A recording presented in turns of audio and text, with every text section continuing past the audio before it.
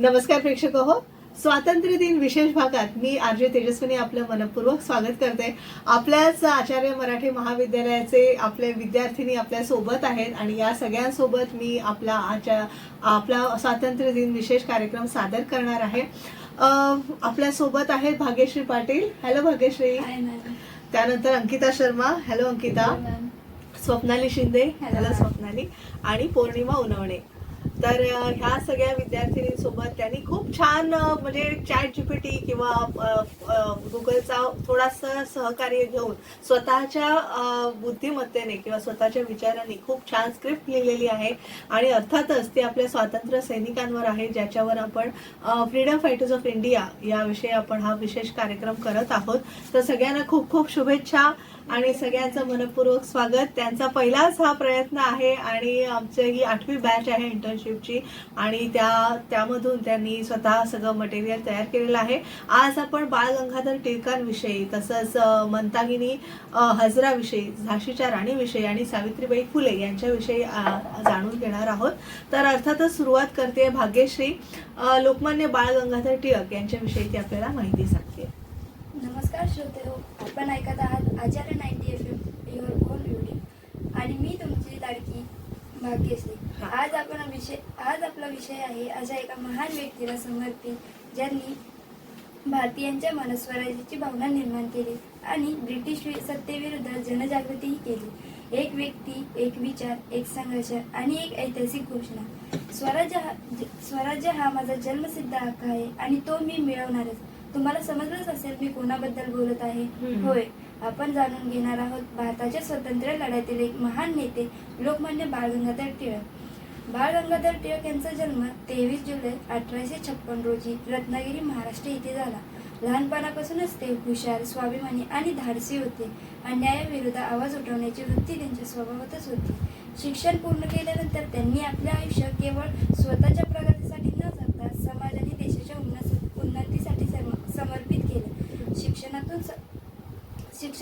शिक्षणातून टिळकांचा ठाम विश्वास होता की देशाला मजबूत बनवण्यासाठी भारतीयांना चांगले आणि राष्ट्रीय विचारांचे शिक्षण मिळणे आवश्यक आहे. त्यामुळे त्यांनी शिक्षण क्षेत्रात काम केले आणि न्यू इंग्लिश स्कूल तसेच डेक्कन एज्युकेशन सोसायटीच्या कार्यात महत्त्वाची भूमिकाही बजावली.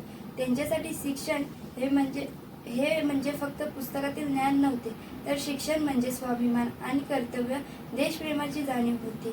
त्यांनी केसरी हे मराठी वृत्त आणि द मराठा हे इंग्रजी वृत्त सुरू केले. या वृत्तांच्या माध्यमातून त्यांनी ब्रिटिश सरकारला अन्यायकारक धोरणावर टीका केली आणि भारतीयांमध्ये राजकीय जागृती निर्माण केली.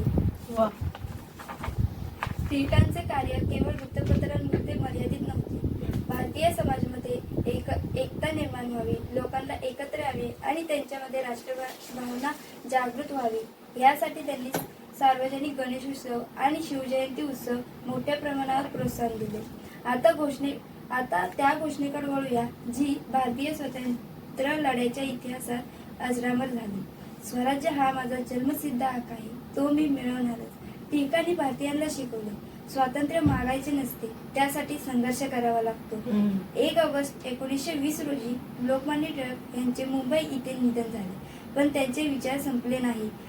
आज आपण स्वतंत्र भारताचा श्वास घेत आहोत, तेव्हा अशा महान देशभक्ताच्या त्यागाचे स्मरण करणे ही आपली जबाबदारी आहे.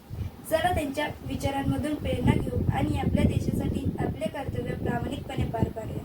मी तुमची लाडकी मैत्रीण भाग्यश्री आजचा या विशेष कार्यक्रमामध्ये तुमचा निरोप घेते. पुन्हा भेटूया आचार्य 90 FM वर एका नवीन व्यक्तिमत्वाची, नव्या प्रेरणाची आणि नव्या इतिहासाची कहाणी घेऊ. तोपर्यंत धन्यवाद. वा वा, खूप छान. आणि अगदी लहानपणापासून आपण लोकमान्य बाळ गंगाधर टिळक यांच्याविषयी ऐकलेलं आहे आणि त्यांचे विचार आपण आचरणात देखील आणतो आहोत. कारण आपण स्वातंत्र्यानंतर आता तर शतकोत्तर स्वातंत्र्योत्सव आपण साजरा करतोय आणि या सगळ्या स्वातंत्र्य सैनिकांची कहाणी आपल्याला प्रेरणादायी ठरते. त्यांनी नेमकं काय काम केलं आहे, याचा जे बलिदान दिले अक्षरशः आपल्या भारत देशाच्या स्वातंत्र्यासाठी, तर ते आपण जाणून घेतोय. खूप छान वाटतं. सुभाग्यश्री यांचा मी त्यांनी म्हटलं तसं पहिलाच अटेम्प्ट आहे, पहिलं सादरीकरण आहे, ते त्यांनी उत्तम केलेलं आहे. आता वळूया स्वप्नाली शिंदेकडे. स्वप्नाली आपल्याला अर्थातच झाशीच्या राणीविषयी सांगणार आहे. हे सगळे धडे आपल्याला पुस्तकामध्ये होते, पण तरी सुद्धा आजच्या या माध्यमातून पुढच्या पिढीला हे सगळं झाशीच्या राणीचं योगदान कळावं यासाठी तिने हा सुंदर लेख लिहिलेला आहे. स्वप्नाली चालू. नमस्कार श्रोत्यांनो, कसे आहात सगळे? मी आहे तुमची मैत्रीण स्वप्नाली आणि तुम्ही ऐकत आहात आचार्य 90 FM युअर ओन रेडिओ. आज आपण घेऊन आलो आहोत एक असा विशेष कार्यक्रम जो तुम्हाला घेऊन जाईल भारताच्या इतिहासातील एका रोमांचक आणि प्रेरणादायी प्रवासावर. एक अशी वीरांगना जिने आपल्या धैर्याने संपूर्ण जगाला भारतीय स्त्री शक्तीची ओळख करून दिली. एक अशी राणी जिच्या नावाने आजही शौर्य, स्वाभिमान आणि देशप्रेम आठवण होते. तर तयार आहात ना? चला सुरुवात करूया आपल्या आजच्या विशेष कार्यक्रमाची. श्रोत्यांनो, आज मी तुम्हाला एक छोटासा प्रश्न विचारते. मणिकर्णिका हे नाव ऐकल्यावर तुमच्या डोळ्यांसमोर कोण येतं? थोडा विचार करा. कदाचित काही जण म्हणतील हे कोणाचं नाव आहे, पण जर मी म्हणाले झाशीची राणी तर प्रत्येक भारतीयाच्या मनात एक निर्भय स्त्री, तेजस्वी चित्र उभं राहतं. आणि तिची आठवण झाली की एक प्रसिद्ध ओळ नकळत आपल्या ओठांवर येते. खूप लढी मर्दानी वो तो झासी वाली राणी थी. हे केवळ एक ओळ नाही, तर एका स्त्रीच्या अदम्य धैर्याचा, स्वाभिमानाचा आणि देशप्रेमाचा गौरव आहे. आज आपण जाणून घेणार आहोत एका छोट्याशा मुलीचा प्रवास, मणिकर्णिका ते राणी लक्ष्मीबाई आणि राणी लक्ष्मीबाई ते भारताच्या इतिहासातील अमर प्रेरणा. तर चला या प्रेरणादायी प्रवासाची सुरुवात करूया. पण त्या इतिहासाच्या पानात डोकावण्याआधी देशभक्ती भावना जागवणाऱ्या एक सुंदर गीताचा आनंद घेऊया. स्वागत आहे पुन्हा एकदा आचार्य 90 FM वर. मित्रांनो, आपण स्वातंत्र्यवीरांना आजही का आठवतो? कारण त्यांनी केवळ युद्ध जिंकलं नाही, तर त्यांनी आपल्या भविष्यासाठी स्वप्न पाहिली. त्यांनी आपल्या कुटुंबाचा विचार करण्यापूर्वी देशाचा विचार केला. त्यांनी आपल्या सुखापेक्षा भारताच्या स्वातंत्र्याला अधिक महत्त्व दिले. म्हणूनच प्रत्येक स्वातंत्र्यवीर हा आपल्या इतिहासाचा नाही, तर आपल्या भविष्याचा मार्गदर्शक आहे. अशाच एका महान वीरांगणीची कथा आज आपण ऐकत आहोत. चला वेळेचा पडदा थोडा मागे सरकवूया. वर्ष होतं 1828. वाराणसीच्या पवित्र नगरीत एका गोंडस मुलीचा जन्म झाला. तिचं नाव होतं मणिकर्णिका. घरातील सगळेजण तिला प्रेमाने मनू म्हणत असत. लहान वयातच तिच्या आईचं निधन झालं, पण तिचे वडील मोरोपंत तांबे त्यांनी तिला कधीच कमकुवत होऊ दिलं नाही. त्या काळात बहुतेक मुली बाहुल्यांशी खेळत असत, पण मनूचं बालपण वेगळंच होतं. तिला तलवार चालवायला आवडायचं, घोड्यावर स्वार व्हायला आवडायचं, धनुष्यबाण शिकायला आवडायचं. लोक आश्चर्याने तिच्याकडे पाहायचे, कारण त्या काळात अशी निर्भय मुलगी फारच दुर्मिळ होती आणि कदाचित नियतीही तिच्यासाठी काहीतरी विलक्षण लिहत होती.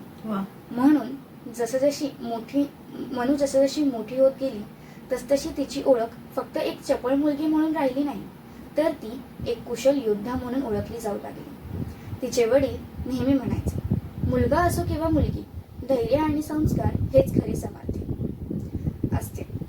आणि मनूने ते अगदी खरं करून दाखवलं. घोडस्वारी असो, तलवारबाजी असो किंवा धनुष्यबाण, ती प्रत्येक गोष्टीत पारंगत होती. तिचे आवडते घोडे बादल, सरंगी आणि पवन तिचे जणू मित्रच होते. घोड्यावर स्वार झालेली मनू पाहिली की लोक थांबून तिच्याकडे पाहतच राहायचे. लोकांचं कोणाला कल्पना नव्हती की ही छोटी मुलगी एक दिवस भारताच्या इतिहासातील सर्वात शूर राणी म्हणून ओळखली जाईल. काळ पुढे सरकला आणि मनूचा विवाह झाले झाशीचे महाराज गंगाधरराव यांच्याशी झाला. काळ पुढे सरकला आणि मनूचा विवाह झाशीचे महाराज गंगाधरराव यांच्याशी झाला. विवाहानंतर तिचं नाव राणी लक्ष्मीबाई असं झाले. राणी लक्ष्मीबाई झाल्यानंतर त्यांचा स्वभाव तसाच राहिला, साधा आणि प्रेमळ. त्या प्रजेच्या सुखदुःखात सहभागी व्हायच्या, गरजू लोकांना मदत करायच्या, न्यायाने राज्य चालवायच्या. म्हणून झाशीतील प्रत्येक व्यक्ती त्यांना आपल्या घरातील सदस्याप्रमाणे मानत होती. परंतु नियतीने पुन्हा एक कठीण प्रसंग त्यांच्या आयुष्यात आणला. महाराज गंगाधरराव यांचे निधन झाले. राणींनी दामोदरराव यांना दत्तक घेतलं, पण इंग्रज सरकारांनी तो दत्तक वारस मान्य करण्यास नकार दिला. त्यांनी झाशी आपल्या ताब्यात घेण्याचा निर्णय घेतला. राणीसमोर 2 मार्ग होते. एक इंग्रजांसमोर शरण जाणे आणि दुसरा स्वाभिमानासाठी लढण्याचा. राणी लक्ष्मीबाईंनी कोणता मार्ग निवडला असेल? होय, त्यांनी लढण्याचा मार्ग निवडला आणि इतिहासात कायमचे कोरले गेलेले शब्द उच्चारले. मैं अपनी झांसी नहीं दूंगी.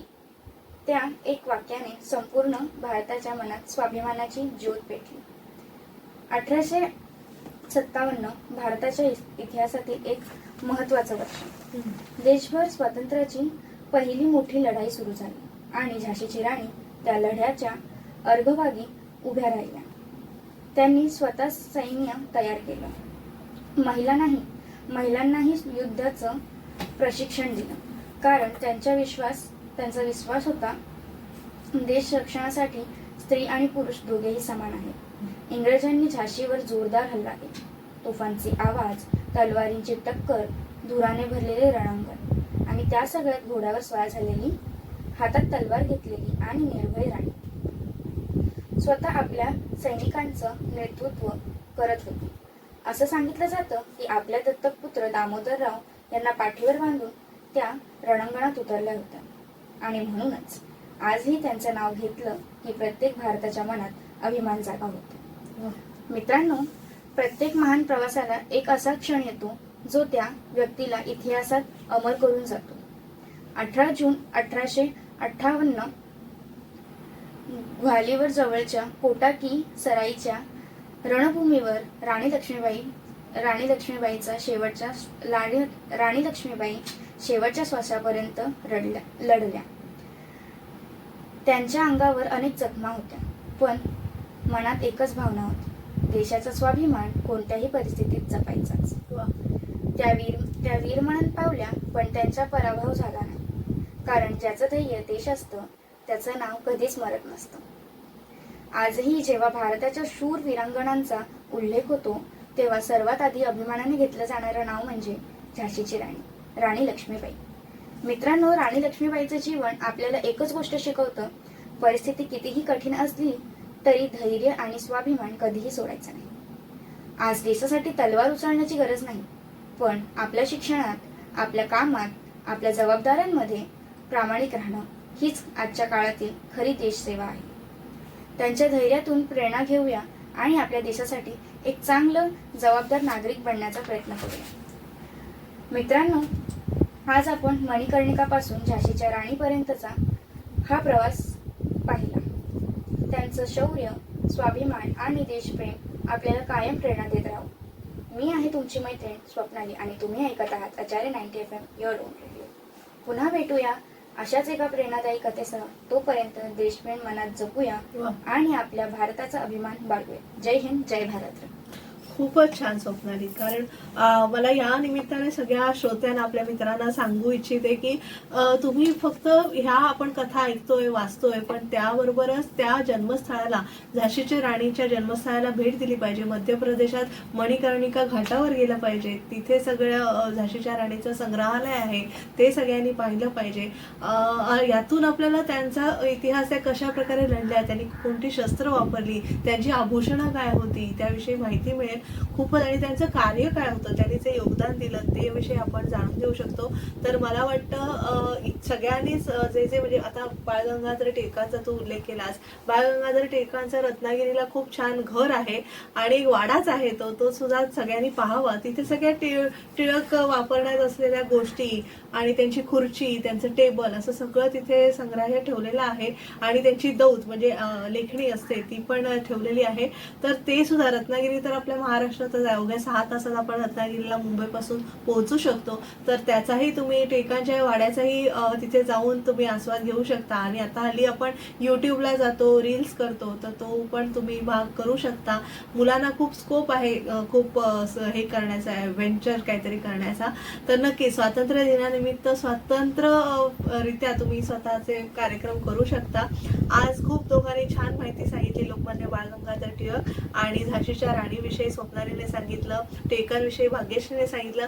पटकन एक छोटीशी विश्रांती घेऊया, त्यानंतर अजून 2 रोमांचक कहाण्या आपण ऐकणार आहोत अंकिता आणि पौर्णिमाकडून.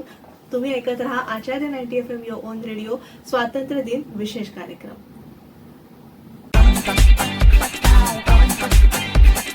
आचार्य 90 FM.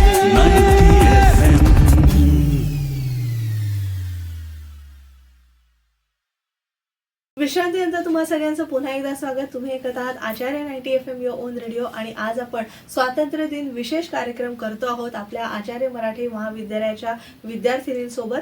आपल्यासोबत आहेत भाग्यश्री पाटील, अंकिता शर्मा, स्वप्नाली शिंदे आणि पौर्णिमा उनवणे. आता आपण पौर्णिमाकडे वळतोय. स्वातंत्र्य सैनिक याविषयी आपण खरं तर बोलतोय, पण तरी सुद्धा तिने जो विषय मांडलेला आहे ज्यांच्यामुळे आज आपण स्वतंत्ररित्या बोलू शकतोय, स्वतंत्ररित्या कामं करू शकतोय, कार्यक्रम करू शकतोय, ज्या सावित्रीबाई फुलेंनी शिक्षणाची मुहूर्त वेळ आपल्या मुलींसाठी सुरू केली, तर त्यांच्याविषयी आज पौर्णिमा सांगणार आहे. आणि खरंच आज सावित्रीबाई फुलेंनी जो लढा दिलेला आहे तो सुद्धा स्त्री स्वातंत्र्याचा आहे, महिलांच्या सक्षमीकरणाचा आहे. आज आपण बोलतोय की महिलांनी खूप म्हणजे महिला चौफेर काम करतात किंवा अष्टपैलू कलाकार असतात किंवा असं व्यक्तिमत्व असतं महिलांचं, पण त्यासाठी आपलं चूल मूल सांभाळून देखील एक स्त्री कार्यरत आहे आणि त्याचं सगळं श्रेय आपण सावित्रीबाई फुलेंना दिलं पाहिजे. तर आपण सगळ्यांना सावित्रीच्या मुली आहोत आणि त्याचा अभिमान आहे आपल्याला. तर पौर्णिमा सावित्रीबाई फुले यांच्याविषयी आपल्याला माहिती सांगते. नमस्कार श्रोत्यांनो, आपण ऐकत आहात आचार्य 90 FM योर ओन रेडिओ आणि मी तुमची लाडकी मैत्रीण पौर्णिमा उनवणे. आजचा आपला विषय आहे एक अशा महान स्त्रीबद्दल जिने हातात तलवार घेतली नाही, पण ज्ञानाची मशाल हातात घेऊन समाजाच्या अन्यायाविरुद्ध लढा दिला. ज्या काळात मुलींनी शिक्षण घेणे चुकीचे मानले जायचे, त्या काळात एका स्त्रीने मुलींसाठी शाळा सुरू केली.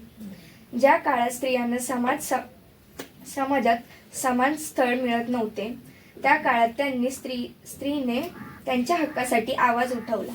ती महान स्त्री म्हणजे क्रांतीज्योती सावित्रीबाई फुले.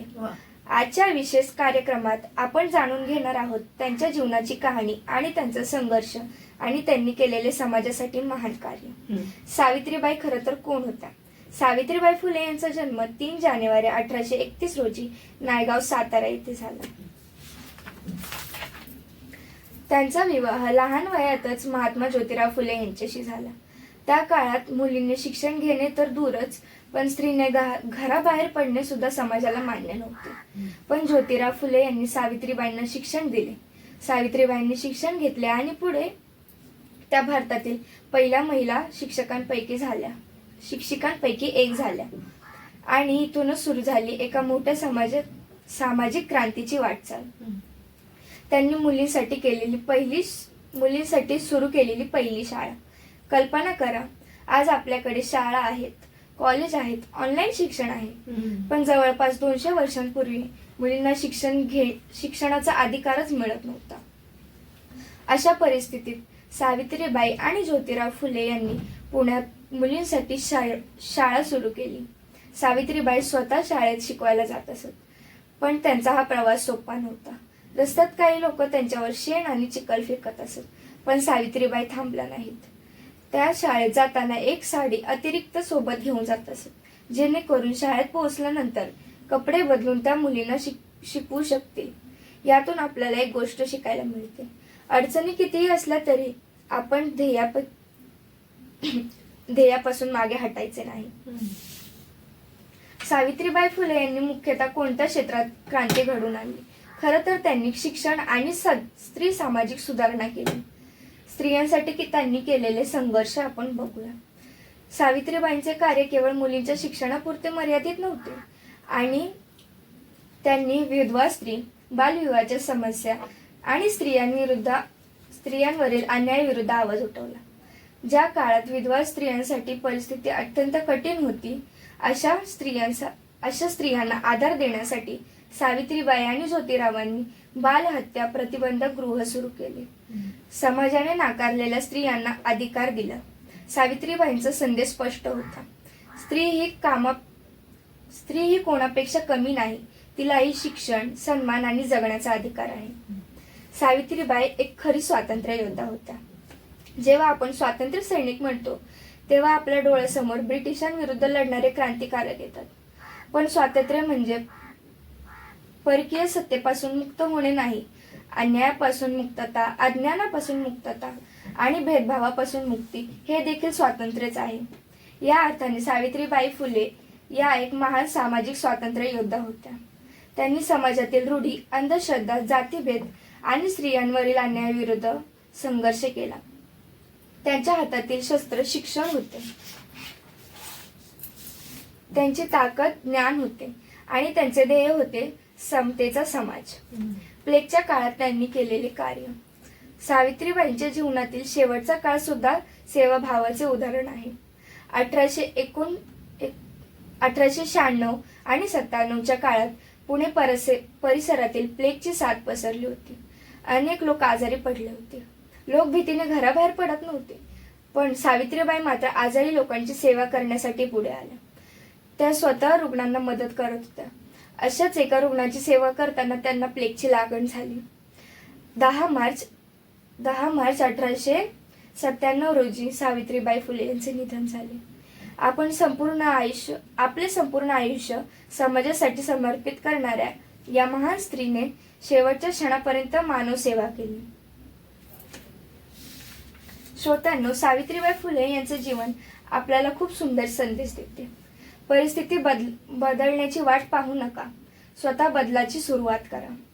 आज मुलींना शिक्षणाचा अधिकार आहे. त्या डॉक्टर आहेत, इंजिनियर आहेत, वैज्ञानिक आहेत, अधिकारी आहेत आणि उद्योजक सुद्धा आहेत. पण या प्रवासाची पायाभरणी करणाऱ्या अनेक समाजसुधारकांमध्ये सावित्रीबाई फुले यांचे योगदान अत्यंत महत्त्वाचे आहे. त्यांनी केवळ मुलींना अक्षरज्ञान दिले नाही, तर त्यांना स्वाभिमानाने जगण्याची दिशा दिली. म्हणूनच सावित्रीबाई फुले यांना आठवणे म्हणजे केवळ इतिहास आठवणे नाही, तर त्यांच्या विचारांमधून प्रेरणा घेणे आहे. चला तर आज आपण संकल्प करूया, शिक्षणाचा आदर करूया, स्त्री पुरुष समानतेचा विचार करूया आणि समाजातील अन्यायाविरुद्ध आवाज उठवा. मी तुमची लाडकी मैत्रीण पौर्णिमा आणि तुम्ही ऐकत आहात आचार्य 90 FM युअर ओन रेडिओ. पुन्हा भेटूया अशा नवीन प्रेरणादायी व्यक्तिमत्वासोबत. तोपर्यंत लक्षात ठेवा, शिक्षण हीच खरी क्रांती आहे. वा, खूप छान. आणि तुम्ही छानपैकी शिकत आहात आणि आज आमच्या रेडिओसाठी सुद्धा तुम्ही छान कार्यक्रम करत आहात. तुमचे सगळ्यांचे आभार. आता आपण शेवटची कथा ऐकणार आहोत, प्रेरणादायी चरित्र ऐकणार आहोत. ते आहे मतांगिनी हजरा यांच्याबद्दल आहे आणि अंकिता आपल्याला ते हिंदीमधून सांगणार आहे. तो अंकिता, आप हमें मतांगिनी हजरा के बारे में बता दो. नमस्कार दोस्तों, मैं हूं आपकी दोस्त अंकिता और आप सुन रहे हैं आचार्य 90 FM योर ओन रेडियो. तो आज हम भारत के उन वीर और वीरांगनाओं की कहानियां सुनने वाले हैं जिन्होंने अपनी जिंदगी देश के नाम कर दी. आज हम बात करने वाले हैं एक ऐसी महिला की जिनका नाम शायद किताबों में ना हो, लेकिन उनकी हिम्मत किसी भी महान स्वतंत्रता सेनानी से कम नहीं थी. उनका नाम था मतांगिनी हजरा. आज के शो में हम जानेंगे उनकी बचपन, क्विट इंडिया मूवमेंट में उनका भूमिका और उनके बलिदान की कहानी. तो शुरू करते हैं आज का ये सफर. सबसे पहले हम जानेंगे उनके बचपन के बारे में. मतांगिनी हजरा का जन्म 19 अक्टूबर 1870 में बंगाल के गांव हुगाल में हुआ था. उनका नाम, उनके परिवार बहुत साधारण था. उस समय लड़कियों को पढ़ाई पर ज्यादा ध्यान नहीं दिया जाता था. इस वजह से मतांगिनी हजरा भी अधिक शिक्षा प्राप्त नहीं कर सकी. बहुत छोटी उम्र में उनकी शादी कर दी गई. कुछ सालों बाद उनके पति का देहांत हो गया और वो विधवा हो गई. लेकिन उन्होंने कभी भी अपनी जिंदगी को रुकने नहीं दिया. वो गांव के लोगों की मदद करती थी, गरीबों की सेवा करती थी और धीरे धीरे देशभक्ति का भावना उनके मन में और मजबूत हो गई. जब महात्मा गांधी जी ने स्वदेशी और आज्ञोशी आंदोलन शुरू किया, तब मतांगिनी हजरा ने भी अंग्रेजी समाज का बहिष्कार किया और स्वतंत्रता आंदोलन से जुड़ गई. गांव के लोग उन्हें प्यार से गांधी बुढ़िया कहते थे.